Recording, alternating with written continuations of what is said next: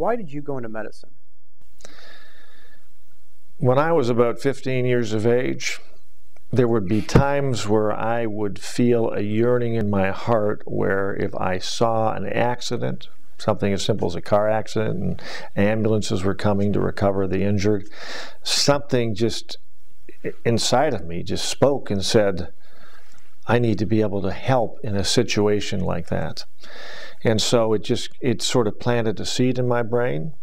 And in the process, I started thinking about it, and I began to realize at some point in time I got to make a decision about going to college, getting a degree, and what do I want to become? Do I want to be a CPA like one of my uncles, or do I want to be a lawyer like another uncle? Do I want to be a dentist like my father? And it just seemed like that was what was placed in my heart. I can't tell you specifically, like, kaboom, there it was, or somehow I saw the lifestyle of a doctor, or somehow I was working in medical clinics. There was just some seed that began to grow inside of me that I felt like that's what I needed to do, was to go to medical school. You went to medical school, and you became a doctor to really help people in crisis, in trauma. Is that right? Well, yeah, I don't think deliberately, you're thinking that degree of detail. You realized that that's what was really going on. It's just a matter of, in the field of medicine, that's a higher calling. It's considered a high profession. At the time that I was considering going to medical school, a number of other people that I knew that were either in pre-med or in high school, they had aspirations to do that also. And so it was part of the quest, part of the journey, part of the dream, that now I had a new quest, I had a direction, I had something to focus on, to work towards. And once I pulled the trigger on the decision to do it, then it became something that gained its own momentum, where it was, I'm going to do this no matter what it takes. I will become a medical doctor. Burning desire. After you graduated, when did you start your first practice, and how did you develop? What was your vision? And ultimately, why did you change? Why did you change careers?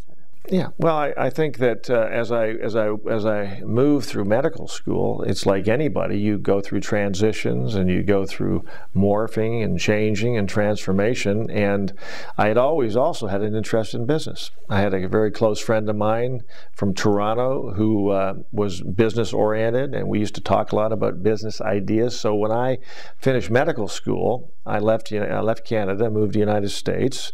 There's a lot of issues with regards to the medical system up there, socialized medicine, the one-payer system, rationing, a variety of different things, where there's a lot of unhappy physicians. And so I was part of the migration of Canadian doctors to the United States.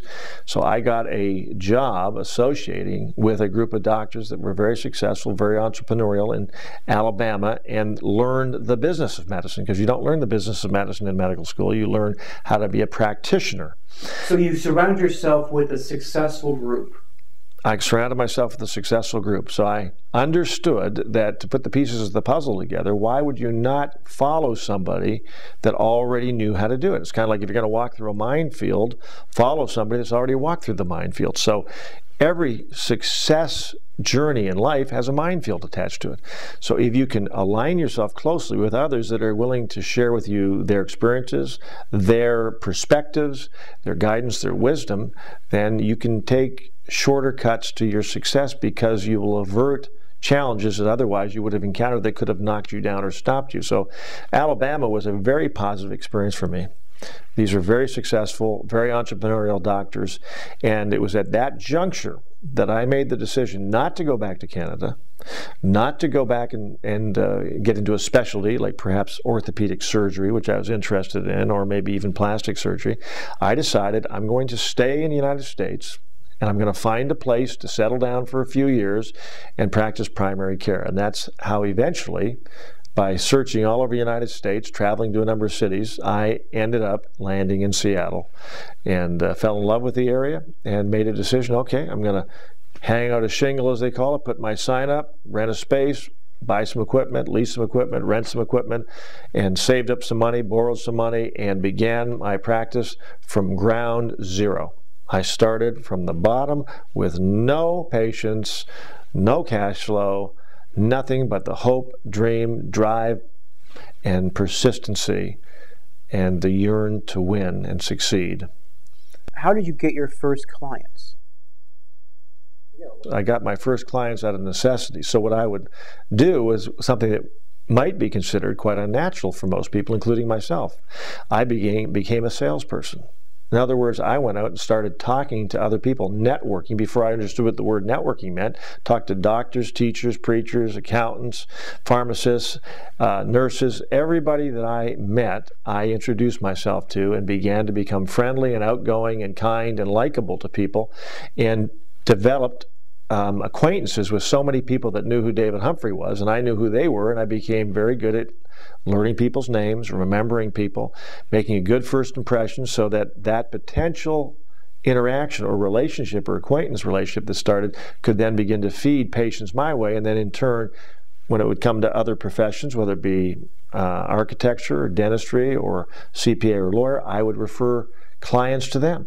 So we began to build a team, a networking team that was virtually unspoken. It wasn't like, hey, let's build a networking team. It was, we just did that, served each other. So I became very outgoing, which was not necessarily my natural inclination to reach out to people, because I knew if I didn't, nobody's going to beat a path to my door. I had to go to the people, and the people came to me. How big did your medical profession get? My medical profession, in terms of size, in terms of my office, if that's what you're referring to, or my personal practice. How successful did it become? It became very successful. I had a very robust practice with thousands and thousands of charts and patients and families that I'd be taking care of, and we worked it up to a solo practice. A lot of doctors were beginning to start group practices. My father was a solo practitioner. I shared call with a group of 6 other doctors that were solo practitioners, kind of an old school idea. However, that way you limited the politics of your practice, and you could focus just on taking care of your own patients, working with your own team of employees, whether it be nurses or certified nursing assistants or medical assistants and x-ray techs and lab techs, and then we would share call with each other, all these independent practitioners, on weekends and night call, and it became very large. It became a consuming profession that had hospitalizations I would take care of. I would take care of patients in hospital in terms of assisting at surgery, and I would have a very busy in-office practice. Why didn't you continue on and grow more? Well, what I realized is that in the practice of medicine, there's only one engine. There's an engine, and there's many cars that engine pulls. I was the engine. The engine only had so much fuel in it, so much horsepower. Therefore, I became time bankrupt. I only had so much time in my life to see X number of patients. Everything was based on how many patients I could personally see, how many people I could personally treat. It was finite, is what it was. So at that point in time, I began to think to myself about multiplying medical clinics, working with some friends of mine that were more entrepreneurial and setting up multiple clinics in strip malls, freestanding emergency clinics, concepts whereby you would have clinics open 18 hours a day, have multiple doctors working in these clinics and multiple nurses and assistants, and then design and build a brand. And by building that brand, then it would be established and well known as this is quality. This is a good group of doctors to come visit and bring our kids to, or our family to. And so I thought about expanding and building, like not necessarily franchising, but multiple clinics throughout an area. And that's at one point, then you could take it and expand it to other cities.